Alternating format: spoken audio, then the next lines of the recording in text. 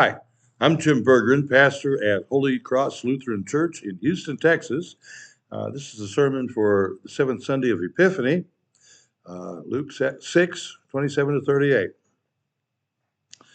Love your enemies? Wait a minute. Are we hearing Jesus correctly? Love your enemies? The first people who heard his words had been waiting for hundreds of years for the coming Messiah.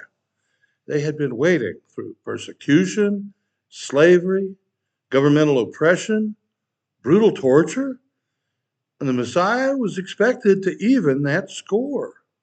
Love your enemies? Totally counterintuitive. Whose side is Jesus on anyway? Exodus 23 to 25 is the gold standard of fairness, lex talionis, the law of equivalent retaliation. Because there was a time when, if you were to break my arm, my brothers would come and kill you, so it would never happen again. It was pure grace and mercy to only require equivalent punishment: a life for a life, an eye for an eye, tooth for tooth, hand for hand, foot for foot, burn for burn, wound for wound, stripe for stripe. Well, Jesus has an even better way. And it's totally counterintuitive. Love your enemies. It's kind of like the doors on our church building. They are, for me, a daily parable like reminder of Jesus' words that change everything. I mean, we all know how locks and keys really work intuitively, and by lifelong habit, we know that that's always sort of like righty tighty, lefty loosey. And not here at Holy Cross, but at least half the locks, if you want to gain entrance, you need to turn the key in the direction that's opposite of the way you'd lock a normal door. If you want to secure it, lock it down, act like you're opening it up. After a while, you figure out which doors open and which locks do the things you're supposed to do in the direction you anticipate, and you act accordingly. What it takes is repetition and practice and constant reinforcement to figure it out. Stephen Covey wrote the book, The 7 Habits of Highly Effective People. He explains that habits are kind of like gravity. If you can break a habit, you can enter a whole new dimension of freedom. That is not just occasionally being kind to, say, perhaps a deliberately obnoxious jerk who is, by any definition, an enemy. Instead, it's intentionally developing a new way of acting, a new habit, by practicing responsive compassion. How clear can Jesus get? Love your enemy. You'll have to lock down your tendency toward the normal fairness of equal reprisals. To love your enemy, you have to open up new relationships, new graces in life. But there's this little problem. We think of the person on the other side of the conflict shooting a bullet with your name on it. That's the enemy. We've militarized our vocabulary. You tie your shoes wrong, enemy. Little Jennifer wrote her pastor a note. She said, I'm 6 and I don't have any enemies yet. I hope to have some to love when I turn 7. Now, there's a commendable attitude. That word can mean a variety of things, from lethal, hostile foe to friendly, competitive contestant, with disputant, combatant, antagonist, pestiferous annoyer in between. Our competitor may be a sibling, a spouse, a parent, or a child.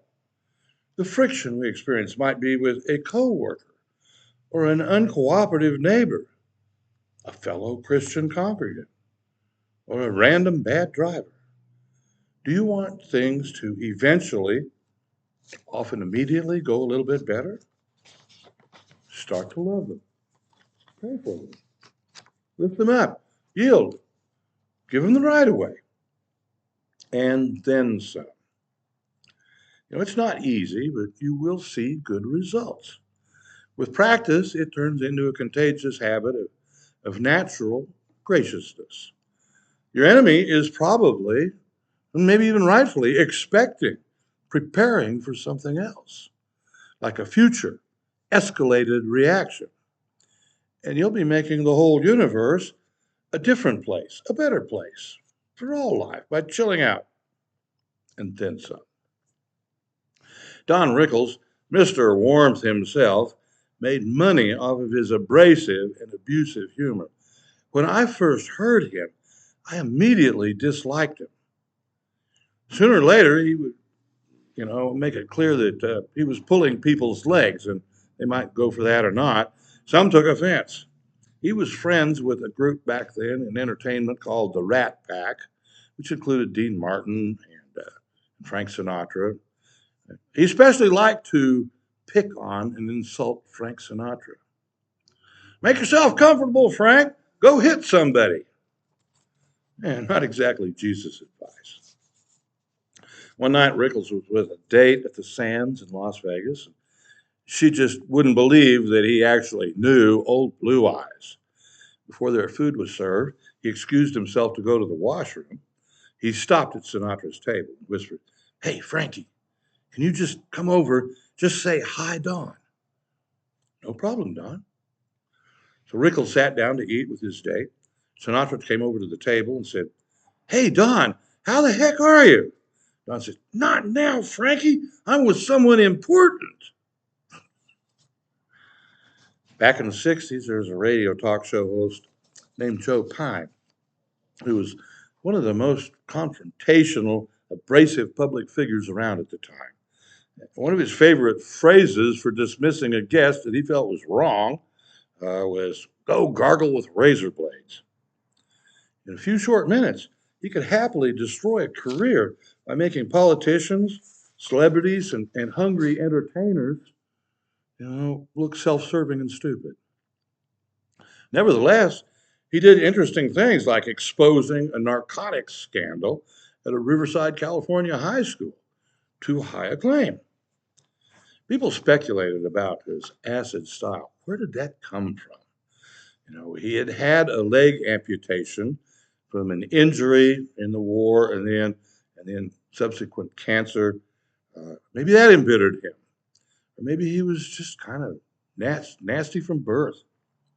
He did expose some pretty shallow people with withering interviews, pointing out ugly truths. One evening, he had Frank Zappa, leaders of the Mothers of Invention, on his show. It was 1966. Zappa had written a controversial song, "Who Are the Brain Police?" This was well over 50 years before we came to accept the surveillance society as a normal state of affairs. Zappa and Pine seemed to look like natural enemies. This was back when if your hair covered half your forehead, you were a hippie. Wear your beads there, sissy boy. If it touched your collar, or was down on your ear, you were probably a drug addict. Zappa's hair was 2 feet long. He hated drugs, and he scorned hippies. He's really a hard guy to pigeonhole.